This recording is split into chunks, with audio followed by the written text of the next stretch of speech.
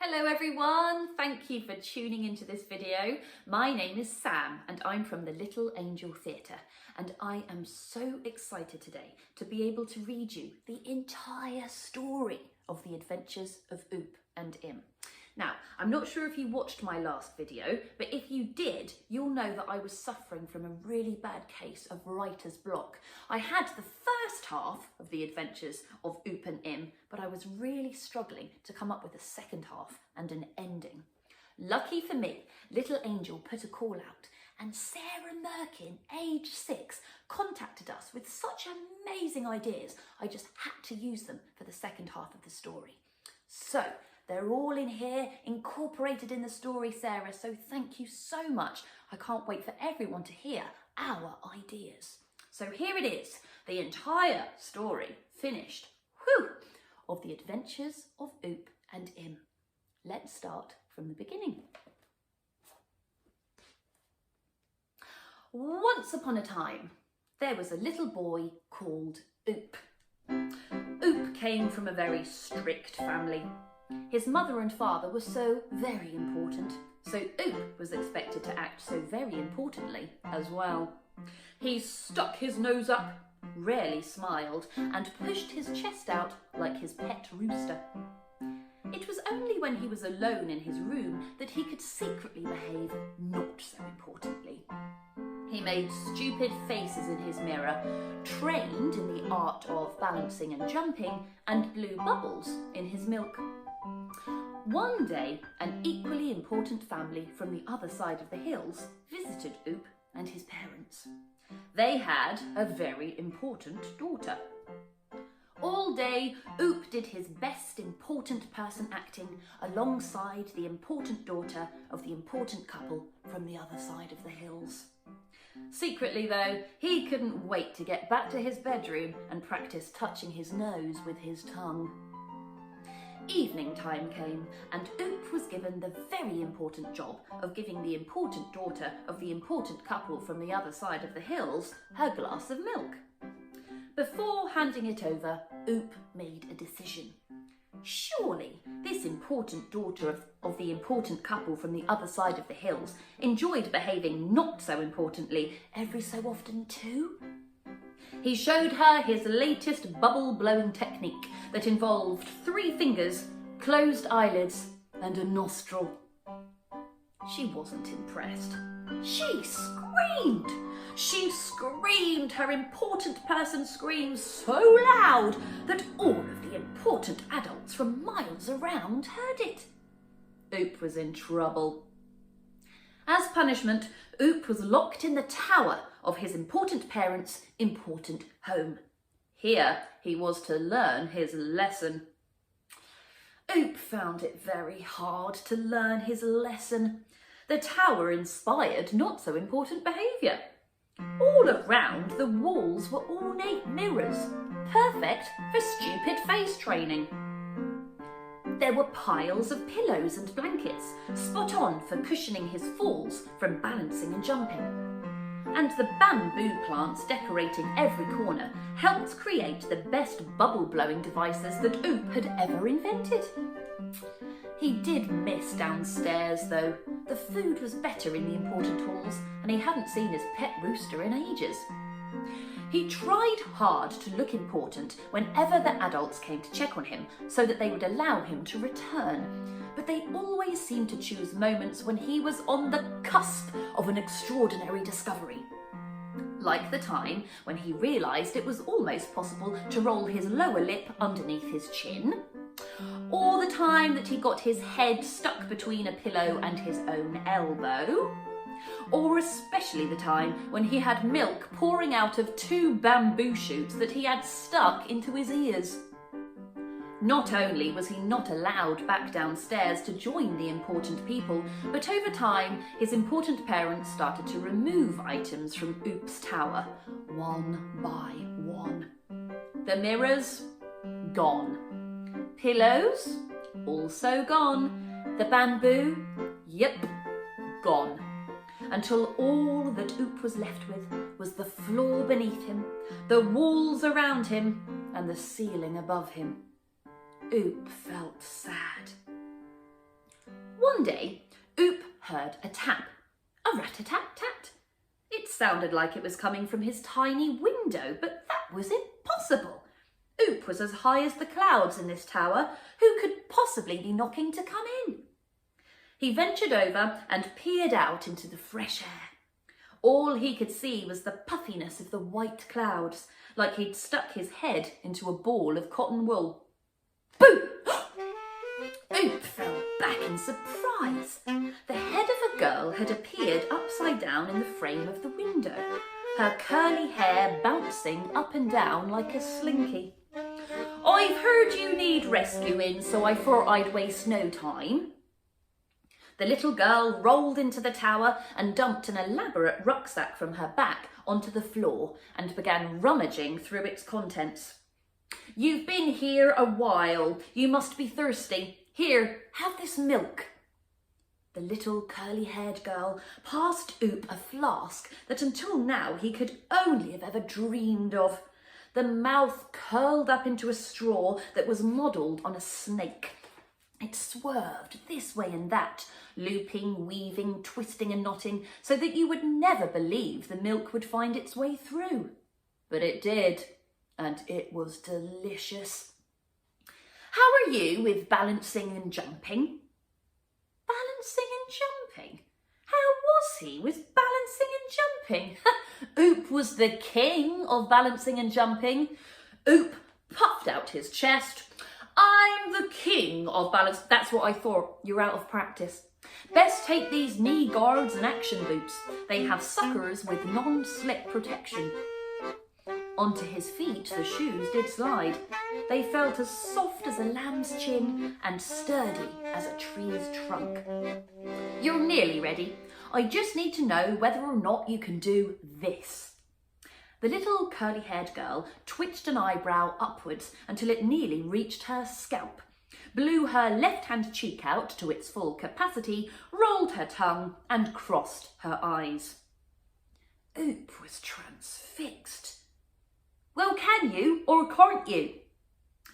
Oop replicated her expression almost to perfection, except for only being able to cross one eye, something he'd been struggling with for a while. "This is our alarm face. If we stumble across danger, we need to be able to communicate with each other. Do you understand?" "Yes." "You can stop doing the face now."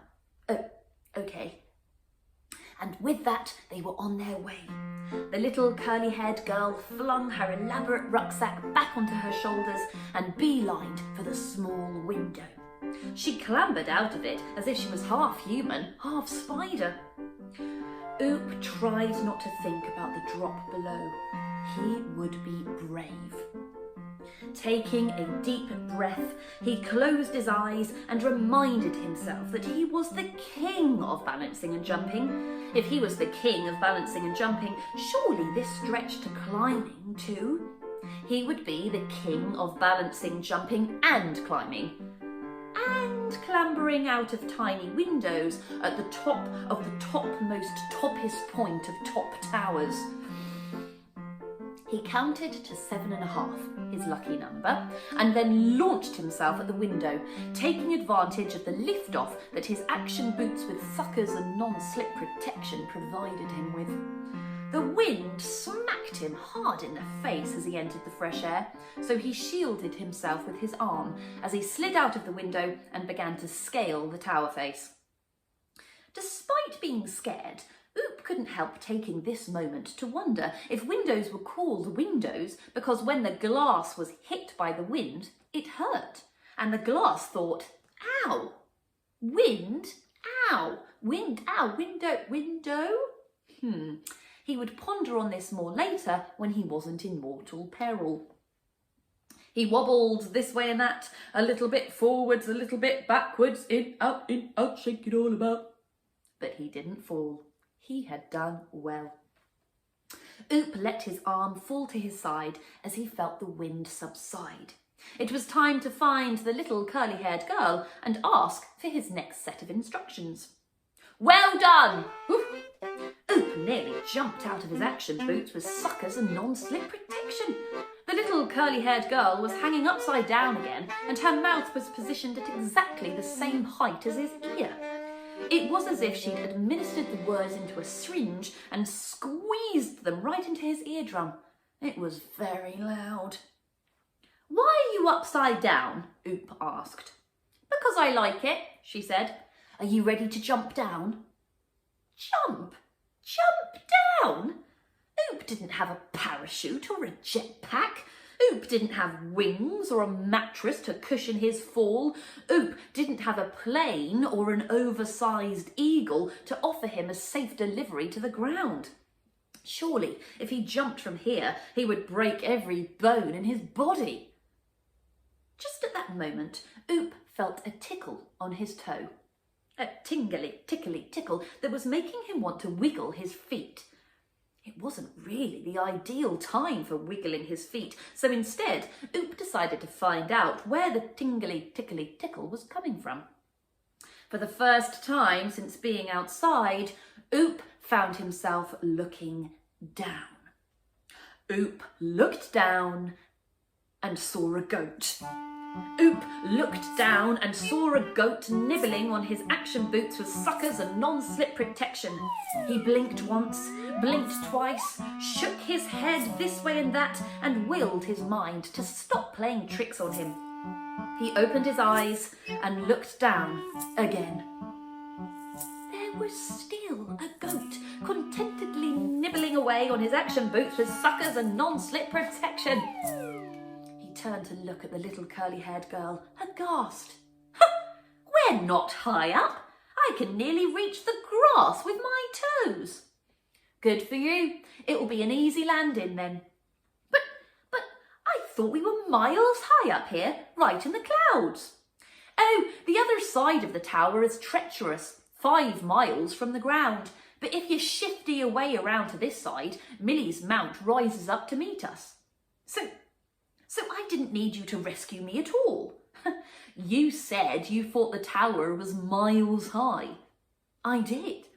So without me, how would you have known the truth? Oop was stumped. The little curly-haired girl had a point. Yes, the tower had been easy to escape from, but without her knowledge of Millie's mount, Oop could have been sat on the floor beneath him, staring at the walls around him, trapped by the ceiling above him forever. And ever and ever and ever. Oop decided that he was glad that the little curly-haired girl had dropped by. "I'm glad that you dropped by," Oop said. "What's your name?" "No problem. My name is Im. And would you like to feed my goat?" Oop would love to feed Im's goat. After a countdown of 7.5, Oop and Im jumped down from the tower's ledge. Despite the fall being approximately 1,675 times shorter than Oop had expected, it still required an element of precision and landing gravitas. Oop made sure that he polished off his jump with a roly-poly, just to show that he was still the king of balancing, jumping, and most recently, climbing. After feeding Im's goat with some pan-fried broccoli that she had conveniently packed into her elaborate rucksack, it was time to go on their way. "It's time to go on our way now," said Im. "Have you ever been to the not-so-important lands before?" Oop made a thinking face. His thinking face involved scrunching up his mouth as small as it would go, sucking in his cheeks and rolling his eyes in large measured circles. "Good thinking face," said Im. "Thanks," replied Oop. Oop thought long and hard about it. He thought as long and hard about it for his eyes to have time to do 14 full circles in their sockets. He couldn't recall one single occasion of setting foot into the not-so-important lands. Quite frankly, he was too important. "Quite frankly, I'm too important." Considered Im. "Well, I've heard that you're not so good at being important." This was fair, thought Oop. Oop took a moment to glance out at the not-so-important lands. They didn't look so dissimilar to the important lands to him. Without the big sign sticking out of a yucca shrub that read, "The not-so-important lands," Oop would have never known the difference. There was a pebbly path and a grass verge. There was a wooden fence and a wooden stile. There was a goat with a belly full of pan-fried broccoli already making its ascent over said stile. There was only one way to go. Come on, the not-so-important lands aren't going to explore themselves, and we've got people to meet, places to climb. But what about my parents? Asked Duke. And my pet rooster? If you're so important, they'll come looking for you, won't they? And I've told your rooster to meet us downstream. How do you know my pet rooster? His family are neighbours of mine. Come on! Oop decided that Im wasn't one for arguing with, and she had just rescued him from the top of the toppest point of his parents' top tower. Well, seeing as you've just rescued me from the top of the toppest point of my parents' top tower, I've decided to come with you. Good, said Im. 7.5, 7, 6.5, 6, 5.5, 5, 4, 4.5, 4, 3.5, 3, 2.5, 2, 1.5, 1, less than 1, and Oop! Im's goat's belly full of broccoli, Im's elaborate rucksack, Oop's astonishment, Oop's courage, and Oop's important DNA were off into the not-so-important lands with the help of Im's action boots with suckers and non-slip protection. The next moment felt like it happened in slow motion for 2 reasons. Number 1, because it was so scary, and number 2, because Im really was moving in slow motion. On setting off towards the fence, Oop's left foot had already made the journey from floor to air and down to the floor again, but his right foot had only lifted the heel before he was abruptly warned from moving another inch by Im's slow swivel back round toward him with a peculiar look on her face. One of her eyebrows was right at the top of her forehead, her left-hand cheek was pushed out like a balloon, her tongue was rolled and her eyes were crossed. Oop just had the chance to say, "What on earth are you?" before he remembered. Alarm face! Oop found himself once again admiring Im's invention of such a superb expression. It looked even more impressive than the first time he'd seen it. This time, alongside everything else, her face was also flashing different colours. Bright, duller, bright, duller. How did she do that? Transfixed, he quite forgot that he was supposed to be reciprocating the signal. Indeed, currently, he was making his overused gormless expression. Oaf to Oop! Oop's gorm was broken just in time to realise that Im was about to be run over by an extraordinary vehicle that he recognised, all too well. It was his important parents' light bulb car. The 2020 series. This model was live, golden, and had a huge light bulb on the roof that flashed multicolours when in a rush or pushing in traffic marmalades. A loudspeaker was positioned on the bonnet, and his important parents' voices could be heard booming from within. Important son lost. Any information, dial a 1, a 2, a 1, 2, 3, 4. Oop wasn't ready to go home. He'd barely stepped foot in the not-so-important lands, and seeing the commitment on Im's alarm face made him realise she truly was a kindred spirit. A kindred spirit that did not deserve to be run over by a 2020 series lightbulb car. No! He yelled as his action boots with suckers and non-slip protection leapt into action. He used their liftoff to sail through the sky toward Im and dive-bombed her to safety. Run! Shouted Im. Oop decided not to be offended by Im's apparent lack of appreciation for his dive bomb rescue mission, and instead followed her very decisive instructions and ran as fast as his important legs would take him. His important legs ran him over the hills and far away. Mama Duck said quack, quack, quack, quack. Oh, Sorry, I slipped into another story.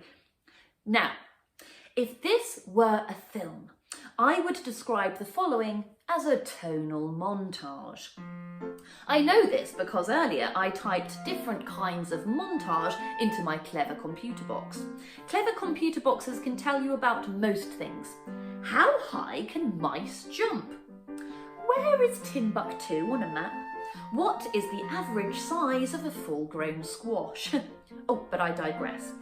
A montage displays the passing of time, and the passing of time that followed Oop and Im's escape from the 2020 series lightbulb car can quite frankly only be described as magnificent. Over a period of a couple of months, or perhaps 3, or maybe even 7.5, Oop and Im were having too much fun to count, Im introduced Oop to the wonders of the not-so-important lands. She took him over the winding, curly-whirly hills to reach the village of the mime artist Toffee Chewers. The artists lived in a beautiful old monastery, dedicating their lives to the art of stupid face training. The coaching they offered was of course through mime only, due to their vow of silence. And to be honest, the fact that they had no teeth due to the continuous toffee chewing would have made conversing hard anyway. Oop studied emphatically, sweating over crossing that reluctant left eye as well as his right. Eventually, after much hard graft and essential eye resting, he received a certificate of the highest order.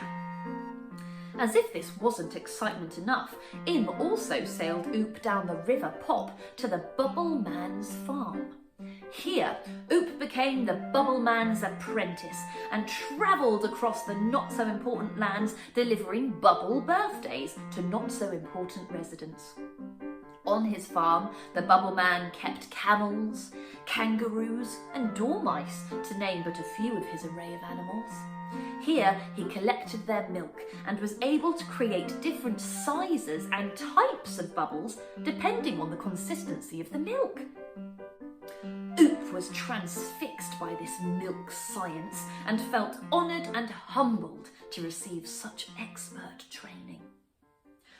Oop felt more at home here than he ever had in the important lands. Here, people not only understood his craft, they celebrated it. He began to have big, self-reflecting thoughts, which is a common symptom of early adulthood. There are books. If you'd like any guidance, please visit your local library. He had big, self-reflecting thoughts such as, I wasn't misbehaving, I was just misunderstood. And cheese triangles are almost more delicious if you eat them on their own than if you eat them in a sandwich. Oh, sorry, that was just a thought, not a big thought. On his journey of self-discovery across the not-so-important lands, it was impossible not to notice that many of his adventures had the backdrop of flashing lights. That's right, wherever he went, he would quite often see the distant blazing of his important parents' 2020 series lightbulb car lighting up scenes across the not-so-important lands. Over the Bubble Man's shoulder, during a morning lecture on the malleableness of meerkat milk, for example, he could see the curly-whirly hills in the distance, flashing bright, duller, bright, duller. The same happened one time when he and Im were hanging upside down in a tree in the forest of Ham, practicing their gravitational pull faces. Im's bouncing dark curly hair was catching the flashing beam on the left side of her head. Bright, duller, bright, duller. Oop realised that he missed his parents despite their quarrel and didn't like the thought of them worrying about his whereabouts. For all they knew, he could have been eaten by the ferocious not-so-important panda bear or drowned in the deep pool of snooker. He didn't want them to fret. Im, he said one day, it is time that I reconnect with my important parents. It's important that they appreciate the irony that my time in the not-so-important lands has been the most important time of my life. Irony was a word that Oop had recently learnt the meaning of, and the use of which made him feel very grown up. He was therefore trying to use it in as many sentences as possible. "They should be given the opportunity to be proud of my coming of age," a buzz phrase from one of the library books. "Do you think that the roosters will deliver a letter for me?" "The roosters have just finished breakfast," said Im. "Uh-oh, are they stuck together again?" said Oop. The roosters' favourite breakfast was toasted bread smeared with honey. They enjoyed it a little too much, however. They often ended up with so much golden sugary goodness all over their feathers and beaks that they got stuck together, often spending whole days in rooster honey balls. "Yes, well and truly. They're currently playing stuck in the mud with my goat." "That's ironic," said Oop. The roosters rolled Oop's olive branch note all the way to his important parents in the important lands. Olive branch writing paper was a specialty in the not-so-important lands. Many factories and warehouses were dedicated to making the beautifully thin yet sturdy stationery. Oop's mother had just come off the phone to the important sheriff of the important lands, discussing the latest in their search for their important son, when her important butler handed her a letter written on the softest paper she had ever touched. Oop's important mother's reaction to the letter written on the softest paper she had ever touched was as follows. Relief that her son was safe. Then anger that he'd allowed them to worry, which developed into fury that he dare run away, which faded into sadness that he was unhappy here in the important lands, which morphed into frustration at how difficult parenting really was, which sidestepped into regret at her lack of patience for her son, which evolved into pride of his newfound independence, which was topped off with joy at the weird and wonderful things that he'd been up to. I don't know if you noticed, but this is 7.5 reactions, anger and fury being almost the same thing, so Oop would have been delighted. Oop's important mother was now laughing.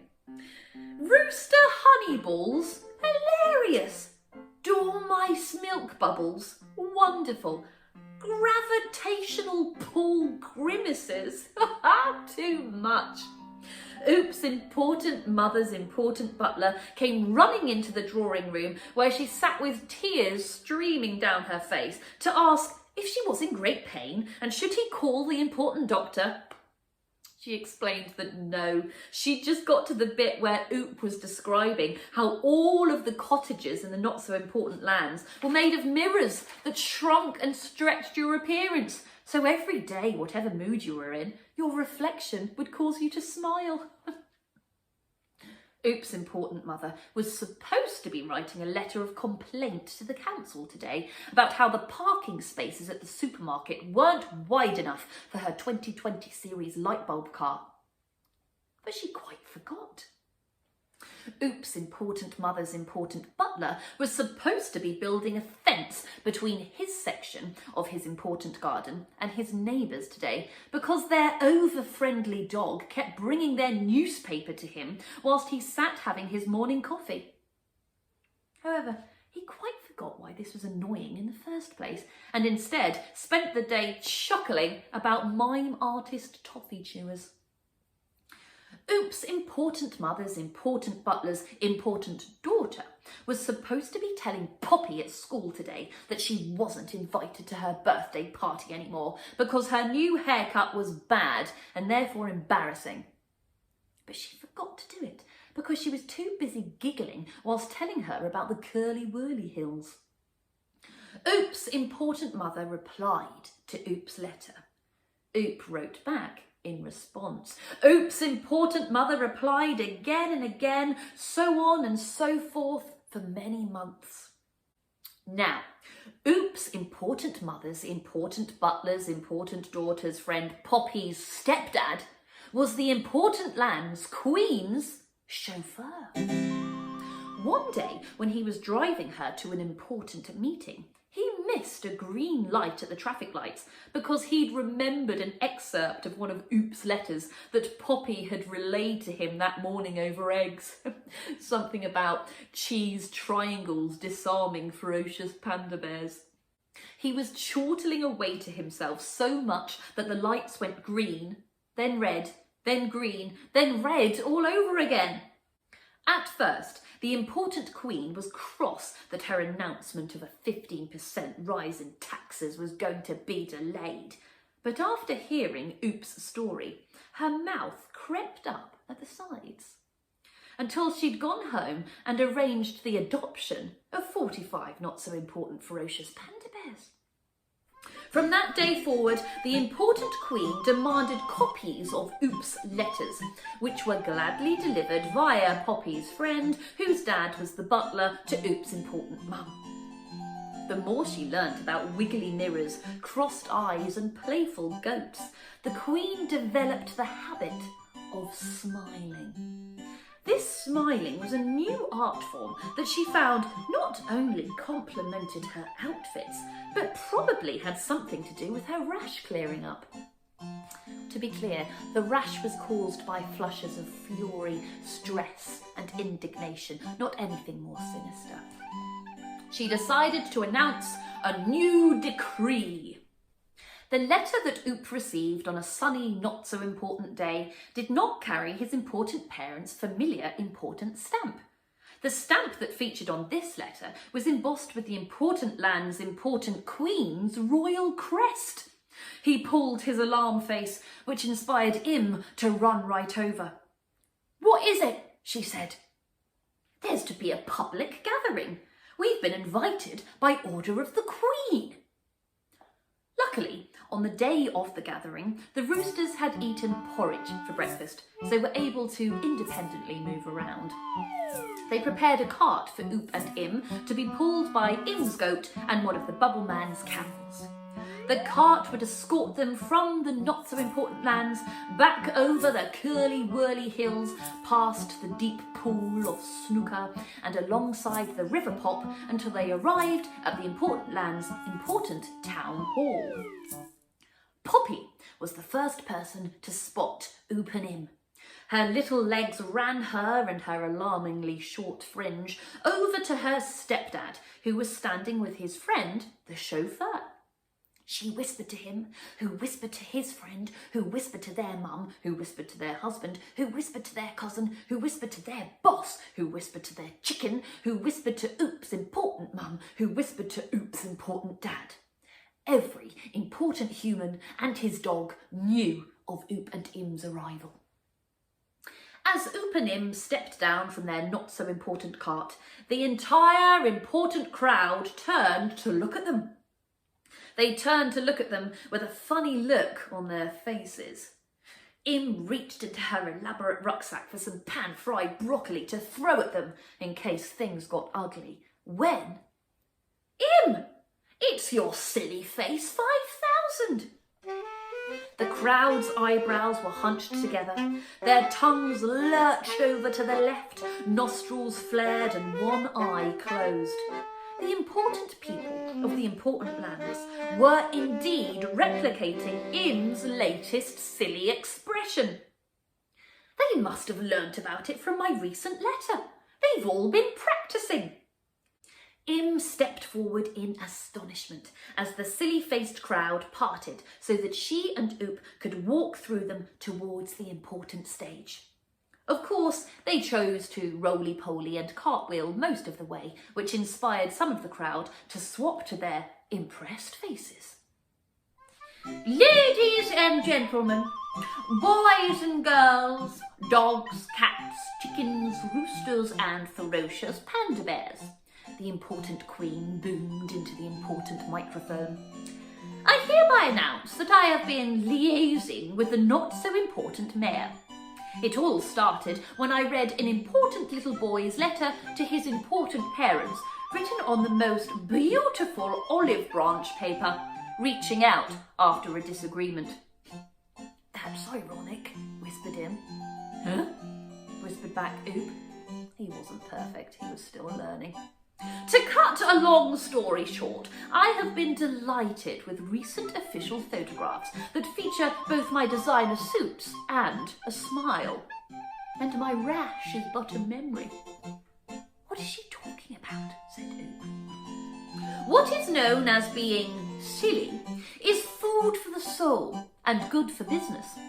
I endeavour, as always, to be a great leader to you, my important people. So as of today, I hereby encourage silliness to feature in all of your homes and places of work. Allow your children to blow bubbles in their milk. Allow your roosters to make a mess. Allow your guests to do headstands in your living room. And most importantly, make silly faces. And with that, the important queen pulled Im's silly face 5000 with such pizzazz that Oop had to do his astonished, impressed face. Oop's important parents sought Oop out in the throng of the crowd, and together they pulled Im's expression for 7.5 seconds before embracing. It was official. Oop and Im had changed the face, quite literally, of the important lands forever by refusing to stop being silly and seeing the importance of being not so important. The end. Oh, thank you so much, Sarah, for helping me to get to the end of the adventures of Oop and Im. Your ideas were wonderful, so thank you. We made it. Whew.